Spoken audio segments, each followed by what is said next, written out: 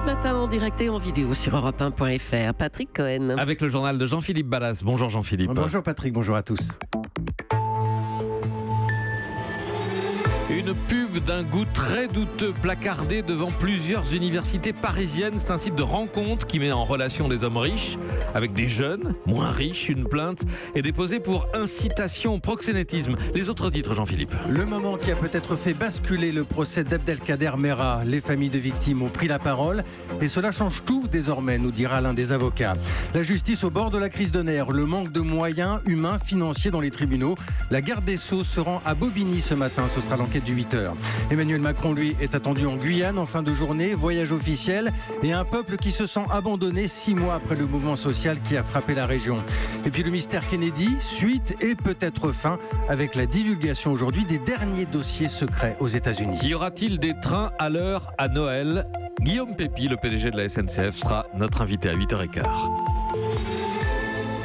Une provocation qui ne passe pas dans les facs parisiennes. Surprise pour les étudiants hier, ils ont vu débarquer des camions publicitaires aux couleurs d'un site de rencontre un peu spécial. Reach Me Beautiful, c'est son nom. En résumé, il se propose de mettre en relation des hommes ou des femmes riches avec des jeunes beaucoup moins fortunés. De la prostitution déguisée, accusent ce matin les universités. Hélène Terzian s'est rendue à Paris Descartes. Reportage. Tous ont d'abord cru à un canular. Le président de l'université, les étudiants, avant de mesurer finalement le sens du message. Sous cette photo d'un couple enlacé, une proposition.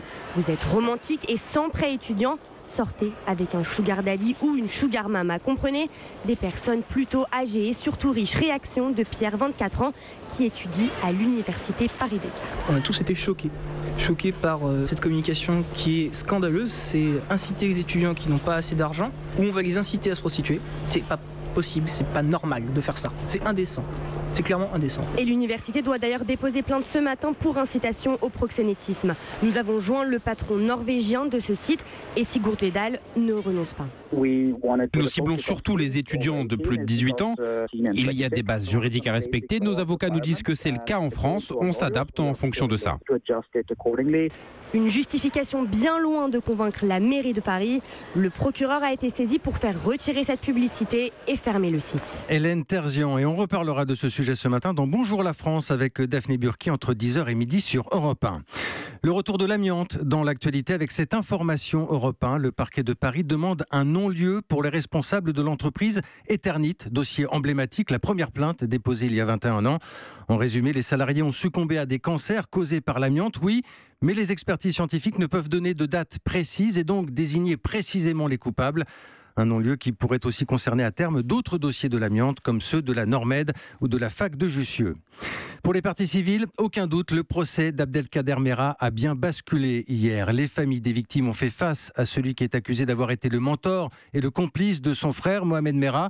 Des interventions dignes, émouvantes. Maître Jean Tamalet est l'avocat du père de l'une des victimes. Tout le monde a été à un moment ou un autre dans cette salle submergé par les larmes en assistant à des témoignages d'une dignité et d'une force extraordinaire. Une seule personne n'a montré strictement aucune émotion. Cette personne, c'est Abdelkader Mera. C'est le seul. Même ses avocats ont versé une larme. Donc en ayant cette attitude qu'il a depuis le début de cette procédure, où il s'entend parler, où il parle d'ailleurs avec un certain talent, il manie la rhétorique, eh bien il ne fait, à mon sens, que creuser sa tombe judiciaire et il avance inlassablement vers une inévitable condamnation.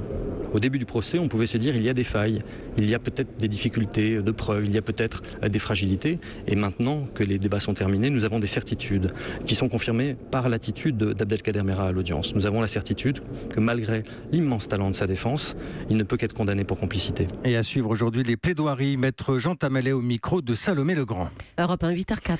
L'actualité judiciaire, ce sont aussi des tribunaux délabrés, sans moyens. Visite très attendue ce matin au tribunal de Bobigny, c'est l'enquête du 8h.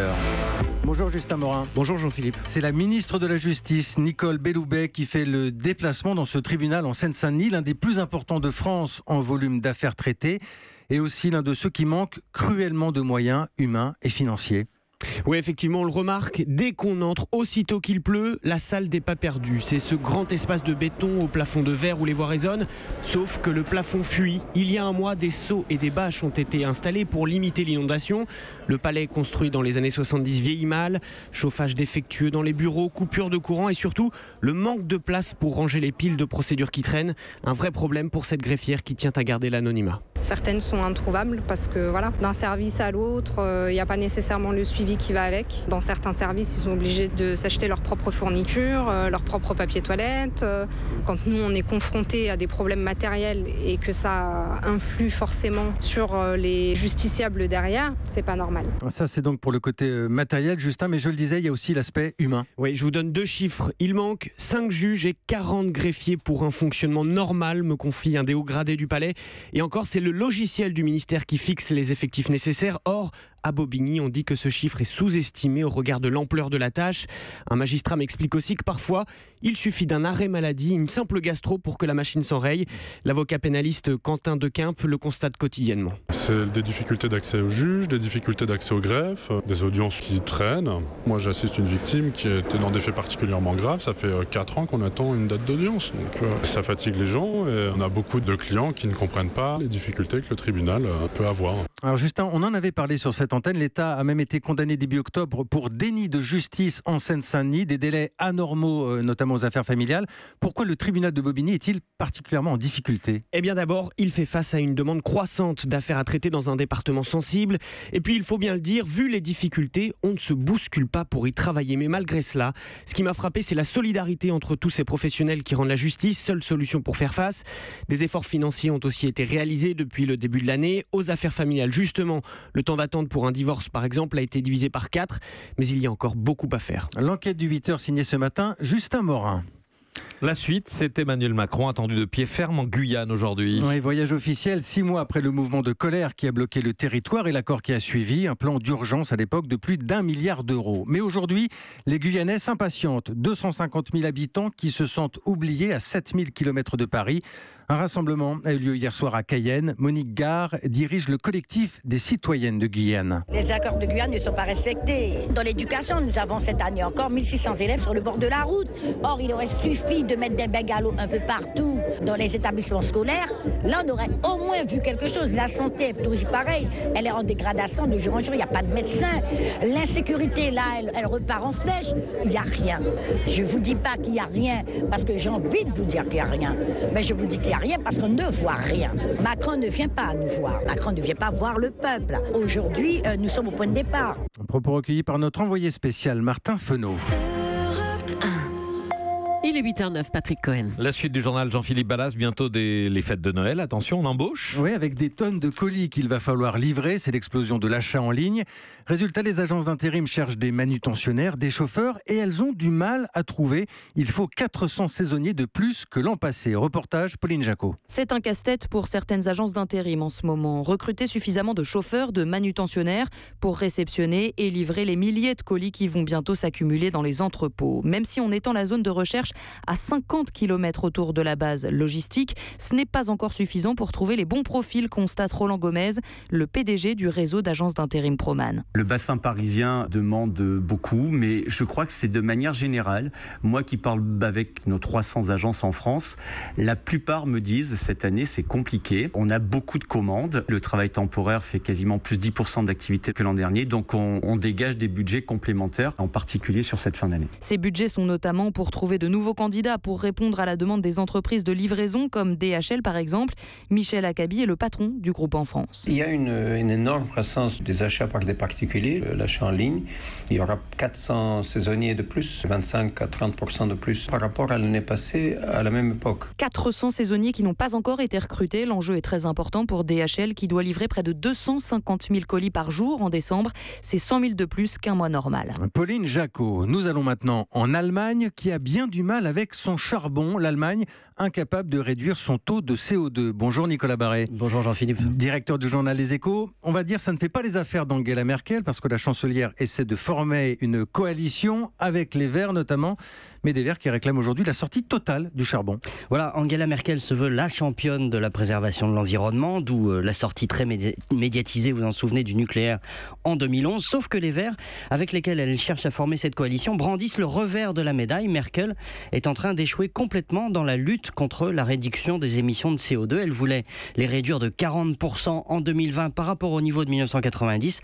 Elle sera en fait à peine plus de 30% de réduction, très loin de l'objectif. Et ça, on est d'accord, c'est la faute au charbon. Mais voilà, 75% des émissions de CO2 en Allemagne viennent du charbon. Le charbon génère 40% de la production d'électricité. En sortir paraît donc très compliqué, mais c'est ce que réclament les Verts. Ils veulent la fermeture des 20 centrales les plus polluantes d'ici 2020, c'est-à-dire pratiquement demain. Sinon, pas d'accord de coalition. Et surtout, ils disent que sans sortie du charbon, l'Allemagne n'a aucune chance de respecter ses engagements de réduction des émissions de CO2. C'est donc la crédibilité de Merkel qui est en cause. Avec ce dilemme pour la chancelière, la sortie du charbon fait hurler l'industrie allemande qui craint une flambée des coûts de l'énergie. Mais pour les Verts, c'est ça ou il n'y a pas d'accord de coalition. L'éclairage de Nicolas Barré. Allez, la machine à remonter le temps. Nous sommes le 22 novembre 63. L'assassinat de Kennedy à Dallas, annoncé en direct sur l'antenne d'Europe 1 par l'ambassadeur de France aux États-Unis. Le cas du président n'est pas encore certain. On dit qu'il est dans une situation fort critique. Attendez 2 secondes, il faut que j'écoute la radio. Oui. Je crois qu'on annonce en ce moment même qu'il est mort. The President of the United States is dead. Le président des États-Unis est mort et aujourd'hui, plus d'un demi-siècle plus tard, les derniers documents encore secrets vont être dévoilés aujourd'hui aux États-Unis. Un peu plus de 3000 dossiers mis en ligne sur le site des Archives nationales. Mais les Américains sont toujours convaincus qu'on leur cache quelque chose entre fake news et thèse du complot. Finalement, ça n'a pas changé. On retrouve à New York notre correspondant Xavier Yvon. Au coin de la 5e avenue et de la 46e rue, Don cire des chaussures depuis 17 ans. Toute la journée, il écoute la radio et discute de l'actualité avec ses clients. Parlez-lui de JFK et son visage salue. L'affaire Kennedy, ça le fascine depuis toujours. Don, qui connaît par cœur les dates et les noms, mais il n'attend rien, dit-il, des nouveaux documents, et pour cause. C'est pour étouffer l'affaire, dit-il. Les vrais documents, ils sont dans la tombe avec Kennedy. Ces théories du complot, Robert les a toutes entendues depuis 54 ans. Ce retraité de Wall Street était encore à l'école quand Kennedy a été tué. Robert se souvient de sa prof, fondant en larmes à l'annonce de la mort du président dans les haut-parleurs de l'école. Comme lui, David, un écrivain, ne pense pas que ces nouveaux documents vont arrêter les rumeurs.